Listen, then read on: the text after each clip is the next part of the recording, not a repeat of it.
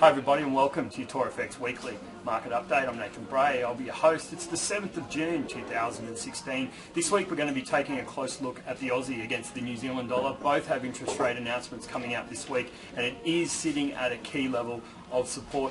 We'll also be breaking down all the key news events to come out this week and of course what to expect for the week ahead. But first of all, let's break down the extremely weak US job figures that came out Friday night. Friday night's US jobs report, the biggest news event for the month, was in a word, a disaster. As we can see here, the US created 38,000 jobs in May versus the 162,000 that were expected. Remembering that on average over the last sort of 6 to 12 months, we're looking at around a 200,000 plus figure. And you can see it's now brought the idea of economic growth in the US back into the US election spotlight. And even out of the Sydney Morning Herald, we can see that this week's jobs report weighed heavily on Wall Street and, of course, on bank shares. So let's have a look what exactly happened on Friday night. As we can see here, this non-farm employment change, we're looking at a figure of 38,000 compared to the official 159,000 expectation.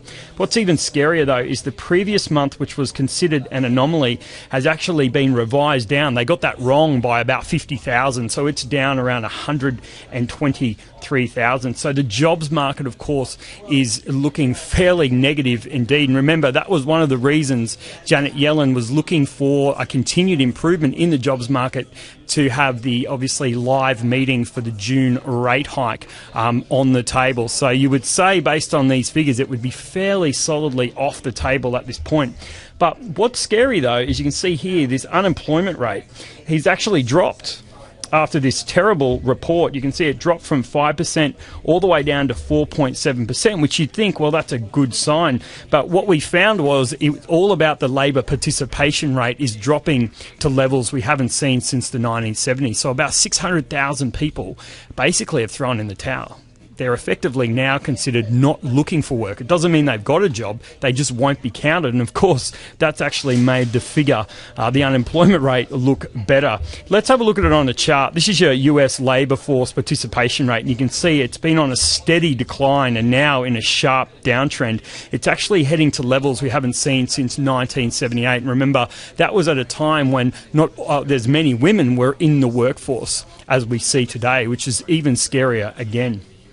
However, it won't stop the Fed coming out and telling us that gradual rate hikes are still appropriate after this jobs report. I think that could just be lip service. All right, let's go in and have a look at the news for the rest of the week. Well, Fed Chair Janet Yellen will be speaking early Tuesday morning, Australian Eastern Standard, and then in the afternoon it's all about the Aussie. The cash rate is expected to remain steady at 1.75%. However, we did see a surprise drop last month, and of course our RBA rate statement will be coming out as well. But as we move into Wednesday, we are going to see some news out of Japan on the yen. So you've got their final GDP figure coming out in their current account, and then in the afternoon, the trade balance out of China. The evening, just after the London Open, we will have the pound manufacturing production monthly coming out. And as you can see there, it's at 0.1% as it's heading into the Brexit vote. So that could be fairly volatile there indeed. And then as we move into Thursday, we've got a fair bit of news out from New Zealand. So their official cash rate will come out on New Zealand as well. We're looking for a drop down to 2%.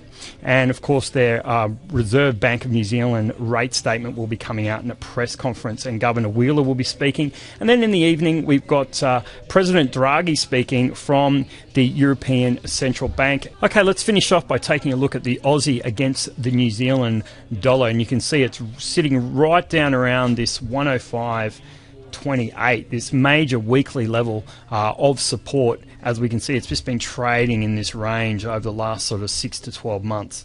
So it will be interesting to see with interest rate announcements coming out on both whether we do find some support here. If we do, then we could be looking for trading opportunities back to the top of the range. Well, that's all from me. I look forward to speaking to you all next week. This is Nathan Bray for TorFX.